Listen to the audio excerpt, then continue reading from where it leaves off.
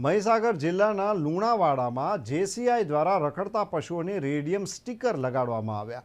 લુણાવાડા શહેરના વિવિધ વિસ્તારોમાં રખડતા પશુઓને જેસીઆઈના મેમ્બરો દ્વારા રેડિયમ સ્ટીકર લગાડવામાં આવ્યા હતા।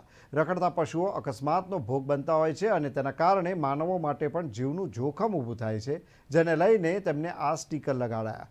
રખડતા પશુઓને લઈ અને સેવાભાવી સંસ્થાઓ કામ કરી રહી છે, તો બીજી તરફ નગરપાલિકા રખડતા પશુઓ બાબતે ઉદાસીન હોવાનું જણાવાઈ રહ્યું છે।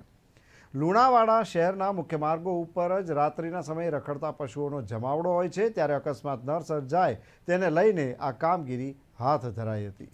જેસીઆઈ લુણાવાડા દ્વારા આયોજિત જેસી સપ્તાહ 2023નો જેસીઆઈ લુણાવાડા દર વર્ષે અવનવા આવા પ્રોજેક્ટ કરતા હોય છે, તેમાં આ વર્ષે એક નવીન પ્રોજેક્ટનો એક શુભારંભ કર્યો છે।